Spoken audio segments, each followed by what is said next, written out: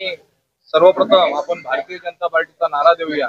भारतीय जनता पार्टीचा जय हो। भारतीय जनता पार्टीचा जय हो। या ठिकाणी देव पाटेकर आणि श्रीदेव उपरलकर आपल्या या सावंतवाडीच्या सर्व आराध्य देवता सर्वांना एक वंदन करू। या ठिकाणी आम्ही नगराध्यक्ष त्याचप्रमाणे नगरसेवक या सर्व ज्या सीट आहेत या संदर्भात आम्ही 15 सीट आज या ठिकाणी अर्ज दाखल केलेले आहेत। भारतीय जनता पार्टी ही जगामध्ये देशामध्ये आणि राज्यामध्ये आणि विशेष म्हणजे तळ कोकणामध्ये भारतीय जनता पार्टी एक नंबर वरती यापूर्वी होती, राहणार आणि याच्या पुढे सुद्धा कायमस्वरूपी भारतीय जनता पार्टी एक नंबर राहणार। विशेष म्हणजे देव उपरलकर आणि पाटेकर देव भारतीय जनता पार्टीला नक्कीच आशीर्वाद देईल अशी मी अपेक्षा व्यक्त करतोय। सावंतवाडीची जनता ही खूप सुज्ञ आहे। माझ्यासारखा एखादा छोटासा कार्यकर्ता आणि आमचे सर्वसामान्य नगरसेवक नगराध्यक्ष सर्व मंडळींना आशीर्वाद देतील असं मला खात्रीनिशीर वाटतंय। याचं कारण असं आहे की अनेक वर्ष असंख्य वर्ष या परमेश्वराने पाटेकर देवाने समोरच्या पार्टीला या नगरपालिकेचं प्रथम नागरिकत्व दिलेलं होतं। याच्या पूर्वी सुद्धा असंख्य वर्ष सत्ता समोरच्या मंडळींनी भोगलेली होती। माझं पहिल्या दिवसापासून माझ्या भारतीय जनता पार्टीच्या सर्व नेत्यांचं एकच म्हणणं आहे, विशेष म्हणजे या महाराष्ट्र राज्याचे मुख्यमंत्री देवेंद्रजी फडणवीस साहेब, त्याचप्रमाणे विशेष म्हणजे आमच्या सर्वांवर लाडके आणि प्रेम करणारे कोकणचे सुपुत्र सन्माननीय प्रदेश अध्यक्ष रवींद्रजी चव्हाण साहेब, त्याचप्रमाणे आमच्या या जिल्ह्याचे पालकमंत्री सन्माननीय नितेशजी राणे साहेब आणि विशेष म्हणजे आमच्यावर प्रेम करणारे सन्माननीय खासदार नारायणरावजी राणे साहेब, या सर्वांच्या आशीर्वादाने आम्ही सर्वांनी नगराध्यक्ष त्याचप्रमाणे नगरसेवक सर्व मंडळींनी या ठिकाणी देवाचा आशीर्वाद घेऊन आज आम्ही सर्वांनी एकत्रित फॉर्म भरलेला आहे। भारतीय जनता पार्टी ही जगातली मोठी महासत्ता आणि महाताकद असलेली एक परिवार आहे। कालचा रिझल्ट आपण बिहारचा पाहिला असेल। देशामध्ये ज्या ठिकाणी भारतीय जनता पार्टीचं नाव घेतलं जात नव्हतं, ज्या ठिकाणी एक सुद्धा सीट नव्हती, अशी परिस्थिती असताना आज या ठिकाणी सन्माननीय सर्वांचे लाडके पंतप्रधान नरेंद्रभाई मोदी साहेबांच्या मनावर आणि त्यांच्या प्रत्येक गोष्टीवर विश्वास ठेवून आमच्या सर्व बिहारच्या जनतेने भारतीय जनता पार्टीला एक नंबरचा पक्ष म्हणून काल घोषित केलं। त्याप्रमाणे मला पूर्ण खात्री आहे की 3 डिसेंबरचा गुलाल हा भारतीय जनता पार्टीचा भगवा गुलाल असेल आणि हा गुलाल उडवल्यानंतर मी माझ्या आयुष्यातील प्रत्येक भाषणामध्ये सांगितलेलं आहे की सावंतवाडीचा कायापालट करणं आणि विकास करणं या मुद्द्यावरच आम्ही बोलणार आहोत। समोरची व्यक्ती काय बोलणार, कशासाठी बोलणार आणि कोणत्या हेतूने बोलणार याविषयी पत्रकार बंधूंनी आम्हाला बिलकुल विचारू नये अशी मी विनंती करतो। आमचा मुद्दा पहिल्या दिवसापासून एकच आहे की सावंतवाडीचा विकास आणि सावंतवाडीचा कायापालट। या ठिकाणी हॉस्पिटलचे प्रश्न आहेत, रोजगाराचे प्रश्न आहेत, नगरपालिकेमध्ये अनेक प्रसंग उद्भवत आहेत। या ठिकाणी एखादा पेशंट जर अडचणीत असेल तर त्याला बांबोळीपर्यंत नेईपर्यंत त्याचा जीव जातो, ही आजपर्यंत इतिहास आहे।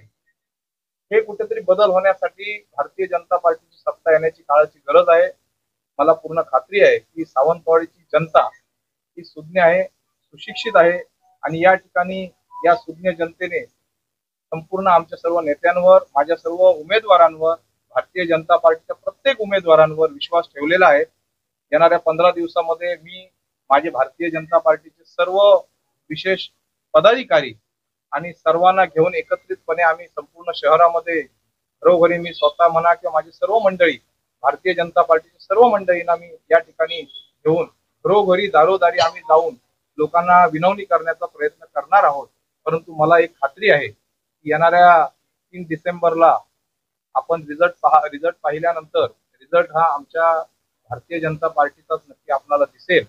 आणि विशेष म्हणजे आज या ठिकाणी दिलेले सर्व उमेदवार हे सुज्ञ सुशिक्षित आणि या ठिकाणी उमेदवार पाहिल्यानंतर ते रवींद्र चव्हाण साहेब, नारायणरावजी राणे साहेब किंवा नितेशजी राणे साहेब किंवा देवेंद्रजी फडणवीस साहेब या सर्वांना पाहूनच आपलं मतदान लोकांचं सुद्धा होणार आहे।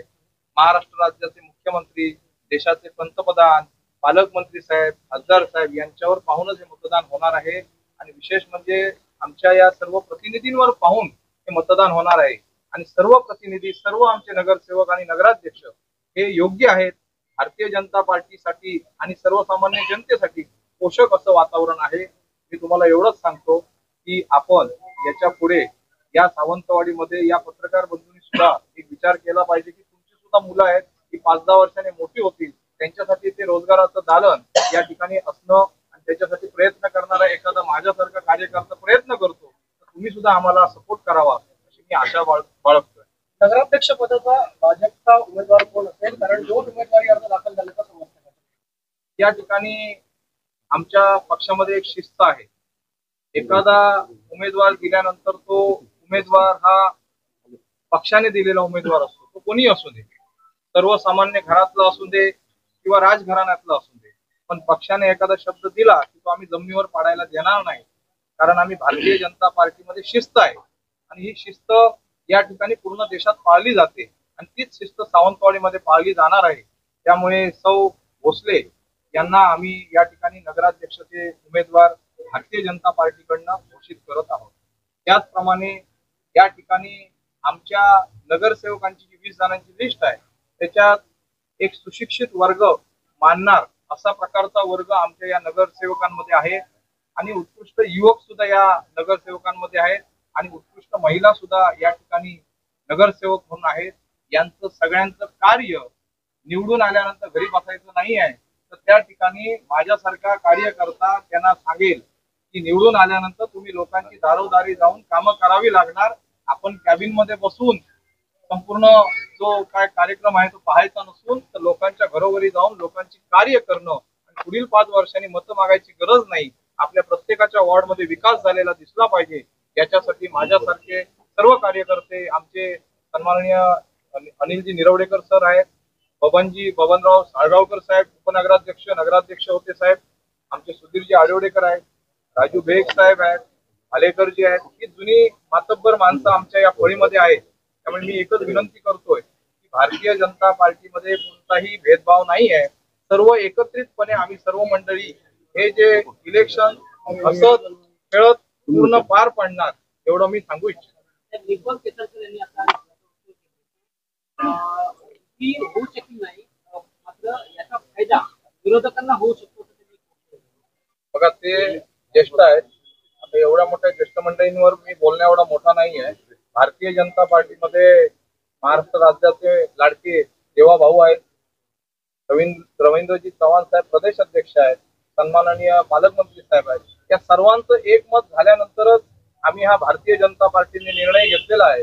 खालच्या तळागाळातील प्रत्येक व्यक्तीचं असं म्हणणं आहे की भारतीय जनता पार्टी म्हणून आपण या समाजासमोर जावं आणि आमची सुद्धा एकदा ताकद समाजासमोर यावी. हे काळाची गरज असल्यामुळे आम्ही सर्वांनी आज भारतीय जनता पार्टी म्हणून फॉर्म भरलेला आहे. समोरच्या विरोधकांना फायदा होईल, तोटा होईल हे आम्हाला बघायचं नाहीये. आम्हाला एकच बघायचं आहे की या सावंतवाडीचा विकास कसा होईल. इतकी 20, 25, 30, 40 वर्ष आपण समोरच्या सर्व मंडळींना चान्स दिला. पाटेकर देव आम्हाला नक्कीच द्यावी, चान्स देईल. आणि माझ्यासारख्या युवकांनी अर्थ हाक या ठिकाणी का दिली आहे तर या सावंतवाडीचा विकास होण्यासाठी आपण गोव्याच्या सीमेवरती आहोत. इतर नगरपालिका बारामती, पुणे किंवा इतर कुठेही जावा तुम्ही, डेव्हलपमेंट झालेली आहे, पण आपल्याकडे डेव्हलपमेंट नसलेली आहे.